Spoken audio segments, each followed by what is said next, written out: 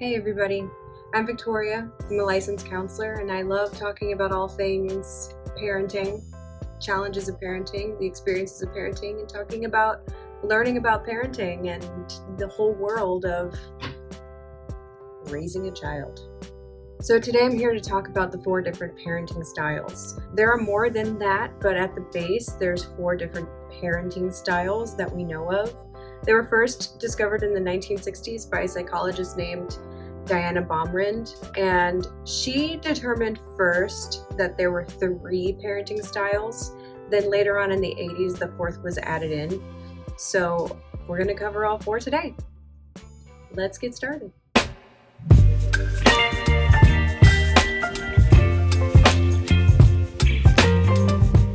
So the first parenting style we're going to go over is called authoritarian parenting. So how can you spot them? Well, one of the characteristics that they tend to give off is that they're pretty strict parents. They like to lay out the ground rules for their kids or the people that they have in their household. They like to pretty much feel and show that they're the ones in charge. Very little flexibility in the way that they like to do things. Having open communication with their kids is not really much of a thing that you will see happen in an authoritarian household. Maybe there will be some. I'm not trying to say that all authoritarian parents don't talk to their kids and maybe come up with some compromises, but for the most part, you'll pretty much hear an authoritarian parent say things like, "That's just the way that things are. These are the rules. I expect you to follow them. I know what's best," blah, blah, blah. They value obedience. They value discipline. They like for things to fall in line, to be in order. Kids have very little say in the way that things just are in their environment or in the household. On top of that, the rules that authoritarian parents tend to lay out aren't very well explained. If they are explained, it'll be pretty general, like, because I know what's right, or that's the way things go, or things along that nature, but they're not really thoroughly explained in a way that the child can understand it. So, authoritarian parent, yeah, pretty much easy to understand. They're the boss, they make the rules, it's their kingdom, and everyone else can follow, or there will be consequences. As far as what those consequences tend to look like, it's hard to say. It's a lot of the traditional stuff, like removed privileges, grounding, solitary confinement. No, I'm just kidding. But you do get a lot of your privileges taken away. That's what we tend to see with authoritarian parents. In cases where it gets taken too far is where things that are pretty normal needs for every human being start to be looked at as tools for punishment or consequences. For example, if food or things like that are used as a way to punish because a rule was broken, or privacy. If a parent decides to remove the bedroom door of one of their kids as a punishment for breaking the rules, that's when it starts to kind of get a little too overboard. But anyway, I'm not going to get too far into that. In a nutshell, that's what you will see. Those are the characteristics of an authoritarian parent. So when you're the child of an authoritarian parent and you are now an adult, what kind of person does being raised by an authoritarian parent turn you into? Well, there are some pretty big outcomes. One of the more obvious ones is having poor anger management skills. So, yeah, being raised by an authoritarian parent means that you were constantly told to just follow the rules, follow the order, do what I say. And if you expressed any sort of negative emotion towards that, like you got angry or you got sad or you got stressed out, you got anxious, anything that appeared to be not following the order, it wasn't received well by an authoritarian parent. It tends not to be. So what that teaches the child is that your feelings are not okay. I'm not okay with them, and you need to try to get it in order. And do what's expected of you. So they don't really get the chance to build the skills necessary to help them learn how to regulate their emotions. So consequentially, as an adult, they don't know how to manage their anger and probably do this thing where they compensate for the lack of control that they felt as a kid and assert that control onto others. Which brings us to another characteristic. They tend to also be rebellious, very much related to the poor anger management skills. Having that lack of control over yourself, your own body, your own environment, your own feelings as a kid, when you become an adult and you're free of that type of parenting, overcompensation for that lack of control that you had, and you assert it in pretty extreme ways, maybe even like high risk taking ways where you defy authority or you defy standard, social expectations. Another characteristic that a person may express if they were raised by an authoritarian parent is pretty poor social skills. They might be seen as like shy or socially anxious, but they just overall have a difficult time communicating with people out in the world. Maybe they have a hard time making decisions. You might see this type of person who was raised by an authoritarian parent sitting at a restaurant and having a really hard time figuring out what it is they want to eat, and also have a hard time asking the waiter what they might recommend or what are the specials, because authoritarian parents like to handle everything, pretty much. They like to handle making the decisions. They like to handle how those decisions are executed. They like to handle how their child moves through life and through the world growing up. An authoritarian parent tends to see their children as an extension of themselves. So they work really hard to make sure that their children are presented in a way that is exceptional in the view of others. And in that effort, they unknowingly handicap their kids' ability to develop those skills that the parent sees as presentable on their own. It's done for them. So that child who is now an adult, they're kind of left having to build those social skills on their own. So kind of sucks. And then another outcome that we tend to see with people who were raised by authoritarian parents is just having a lack of self-esteem, probably because of their lack of social skills, because of their lack of anger management. They didn't really get the chance or the space to make mistakes when they were growing up and learn how to recover from making those mistakes. They end up developing this fear of making mistakes. So low self-esteem. Coinciding with that, I believe, is also having a poor judge of character in the people that they surround themselves with as adults.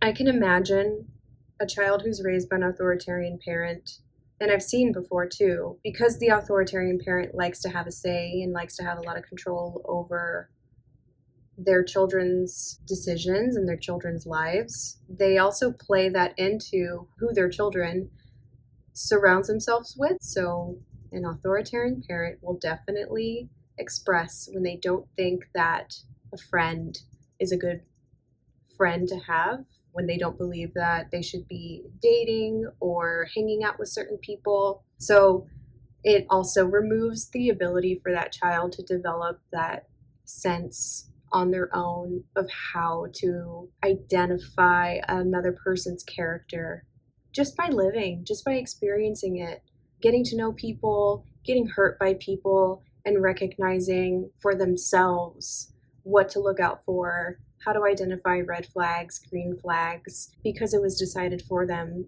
out the gate by their parents. So as an adult, they don't know how to look out for those signs, and they end up surrounding themselves with people who are not healthy for them. So I can see it taking that route. The alternative route when it comes to poor judge of character is if that child becomes the type of person who starts to rely on unhealthy coping skills such as drugs and alcohol, they tend to connect with people who are also using drugs and alcohol.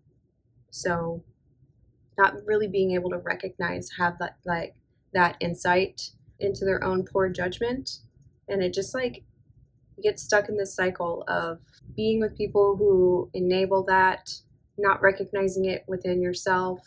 And it takes a while for that person to recognize these are problems. I need to overcome it. I need to help myself develop the healthy coping skills I need. And kind of in a way like reparent. That's kind of what it comes down to. They end up having to reparent themselves. So those are, in a nutshell, the consequences of being raised by an authoritarian parent, what to look out for, and how to recognize it. Now let's take a look at the next parenting style, which is called permissive parenting. So where the authoritarian parent was very strict, liked having a lot of control in how things are run at home in their child's life, making a lot of the decisions, permissive parenting just kind of swings totally on the opposite side of the spectrum. Permissive parents, as you can tell by the name, are very lenient and very open to allowing their kids to do what it is that their heart and their head tells them. Very little, if any, rules that the children can go by. Very little guidance in just living their day-to-day life. They can wake up, dress how they want, eat what they want, play what they want for how long they want, spend time with whoever they want. And I don't think it comes from, it's similar to authoritarian parents too. I didn't mention this before. I don't believe, for the most part, that it comes from a bad place. With authoritarian parents and with permissive parents, I think wholeheartedly that it does come from a place of love, majority of the time, without recognizing the long-term consequences of what these parenting styles can lead to for their children as they get closer and closer to becoming adults. So with permissive parents specifically, what I believe is that the intention is that they just want their kids to live a really happy childhood. They want them to just enjoy it, enjoy childhood, enjoy not having any responsibilities, enjoy not being exposed to the real world for as long as you can, enjoy like the bliss and the magic of being young. And I want to be here to provide you with that chance to just enjoy being a kid. You know, they hardly say no, they hardly push back, they're very much enabling to their children's wants and needs most of the time. So what does this lead to? When their kids become adults, what type of person does the child of a permissive parent end up becoming? Well, probably most obviously, they end up becoming the type of person who's very entitled and thinks that they are due the things that they want from the world. It's very hard for them to hear no from anybody. It's very hard for them to receive any kind of pushback from anybody, and they don't take it well either. It's very upsetting, and very similar to the person who's raised by an authoritarian parent. This type of person raised by a permissive parent also doesn't really know how to regulate their own emotions, how to really work through unpleasant or challenging situations that cause them to feel angry, upset, sad, worried, all of those unpleasant feelings, because their parent worked really hard to make sure that they didn't have to feel that way when they were growing up. So they don't really have the ability to do so as an adult. Some other characteristics of a person who was raised by a permissive parent can include aggressiveness, impulsivity, inability to make decisions for themselves. They lack the ability to live independently. They're very dependent on others still. They don't tend to take accountability for their actions, especially if someone points out something that was wrong on their part. And they also are more likely to develop things like anxiety disorders or depressive disorders because of the lack of skill to navigate the world, the adult world, as an adult. So in a nutshell, yeah, that's the outcome. When you're raised by a permissive parent, it's fun when you're a kid, not so much as an adult. So that's what it is. Okay, the third parenting style, and arguably the worst parenting style that a person can experience as a child, is called neglectful parenting.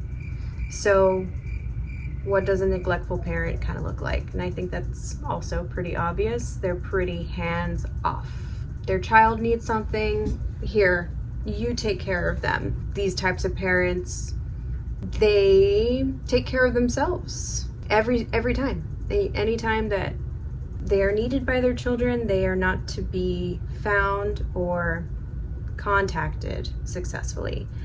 They tend to be out of the home, who knows where, vacation, at a friend's house, doing anything but being at home with their kids. Neglectful parents may be physically present in the home, but then psychologically, emotionally, they're not really there. Their children will turn to them for help with something or to just connect, and those parents are too preoccupied with something else that is holding their attention or their interest, like their phone or the TV or the computer or a book or project, spending hours and hours in the garage working on your vehicle, or spending hours and hours talking on the phone with other people, friends, family, whomever.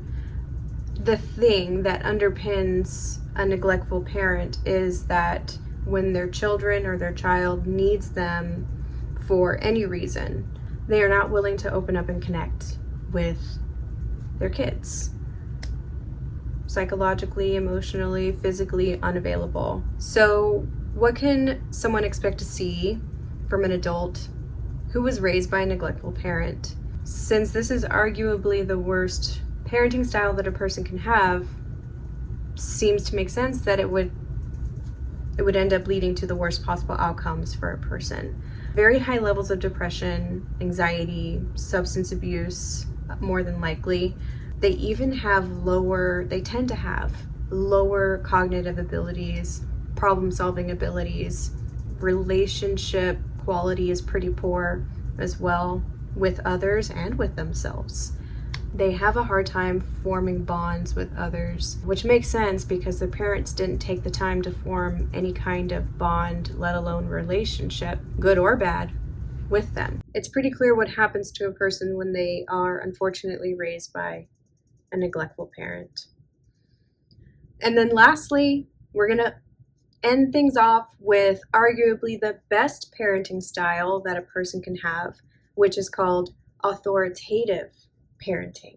So authoritative parenting is like the happy middle, Goldilocks of authoritarian parenting and permissive parenting. It's somewhere in the middle, happy medium, where you do set rules, you do set expectations. However, you also allow the child to come in and have a role and feel like they are part of setting those rules and expectations and boundaries in the family system. The parent is in control, but the child still feels free enough to explore and do whatever a child wants to do. They can experiment and try to push the boundaries, and the authoritative parent will kind of stand back and watch and say, okay, let's see what happens. If this is what you think is best or right for you, I'll be here to see how it goes. And then, allows the kid to roll with the punches, and the parent will roll along with them. So they provide their kids with the freedom to make decisions. They allow space for their child to make mistakes and to learn from those mistakes. They allow their children to have some say into the family dynamic, the household. They set clear expectations. They enforce the importance of responsibility and discipline, and at the same time, they're also very warm and nurturing.